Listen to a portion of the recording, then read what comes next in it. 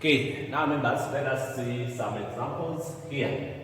We are going to start with this, then we handle this one. These ones, we say to handle this, you need to be having some ideas about integration and differentiation. But for now, we are starting with the idea of differentiation. A position vector of a particle of mass this is given by this. So this is our position vector. So in simple terms, they are giving us the displacement. So from here, it's that our R is equal to T cubed minus T into I, then plus 3T squared minus 4J. Okay, then they are telling us that design meters find its velocity. So if you are to get this velocity, we say, or is okay, this one you can give it as a column vector, which is T3 in the I position, then this will be 3T squared minus 4. That's the other you can give. Now in part A, remember our velocity said with this we differentiate with respect to T. So if now I have my R as this, these are 9, I need to differentiate all of this T cubed minus T, then 3T squared minus 4. So we differentiate this and differentiate this. So our velocity, now it will be when we differentiate this, we get 3T squared. You know what the power, and then reduce the power by 1. And differentiate T, we get a 1. Then this one, differentiate this 2 is lower, then multiply this, we shall get 16. And differentiate 4, we get a 0. And then this will be in meters per second. So they want it after time T. So from here I say velocity when T is 1 is going to be, so we substitute there, it's going to be now 3 into 1 squared minus 1. Then this will be 6 into 1, which will give us, this is 3, which will give us 2, then 6. So from here, you can give our velocity as, give it as 2I and plus 6J. So that is going to be our velocity. Now if you count acceleration, in part we want us to get acceleration. So acceleration we differentiate velocity. We differentiate velocity. So from here, I'll come and say d dt, my velocity at time t, this will be minus 1 into 6t. So when you differentiate this, our acceleration is going to be, when you differentiate this, you get 60. 60. When you differentiate this, you get 0. When you differentiate this, you get 6. So that's going to be our acceleration. So our acceleration when t is 1, when it's 2, we put 1, so we shall be adding that. Then it remains 6, 6. Which we can give as 6I plus 6J, as simple as that. Okay, so the idea is to know how you differentiate, as simple as that.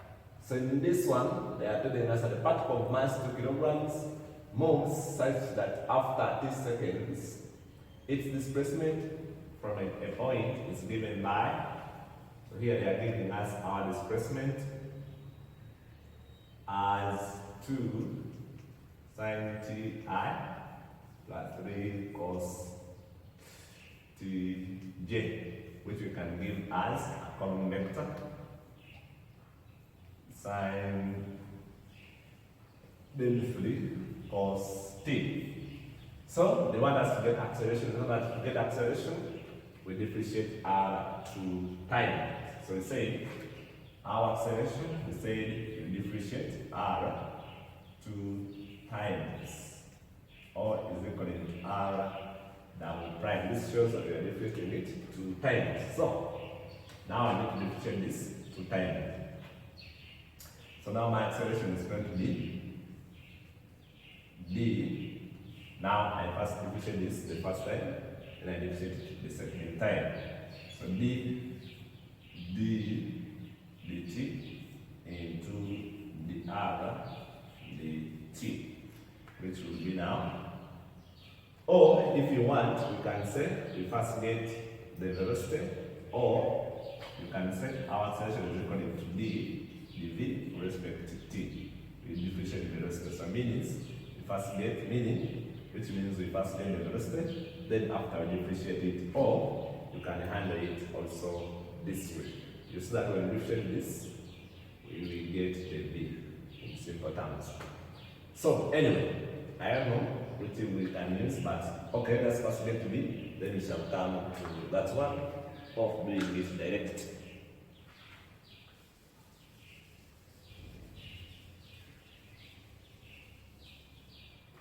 Okay, so here from here let's say, but our b is equal to d r dt, our velocity, which will be our d dt, which is sine t over 3 cos t. So can you differentiate?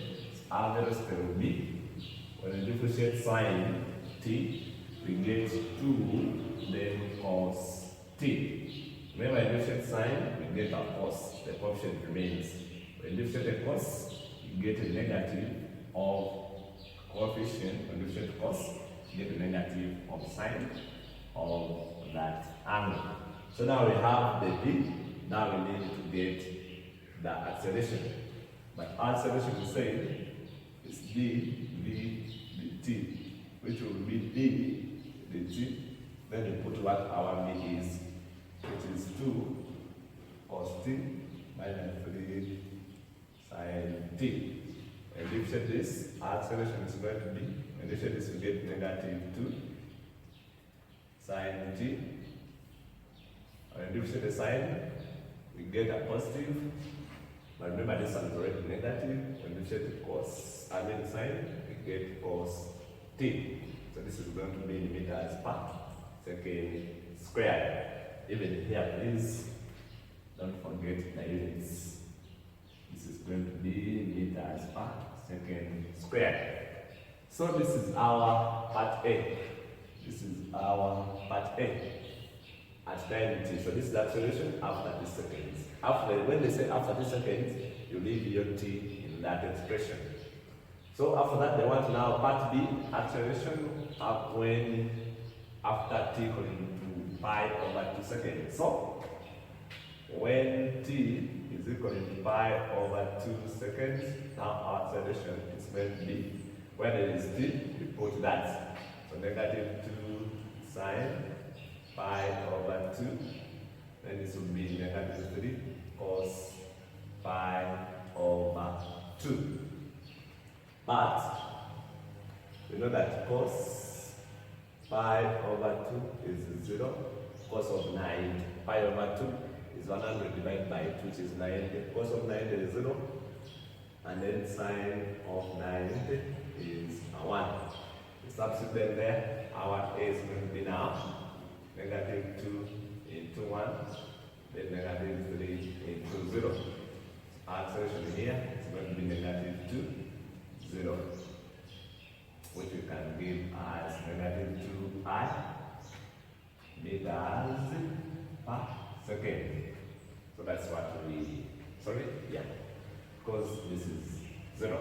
So in part C, the one has the magnitude of the acceleration. So magnitude of the acceleration, you get the magnitude of this. So magnitude of A will be the square root of the square I component, then the A component. So our magnitude of the acceleration will be 2 meters per second, as simple as that. So that's how we handle these ones. These ones are very easy once you know how to differentiate and how to integrate. See you in the next lesson.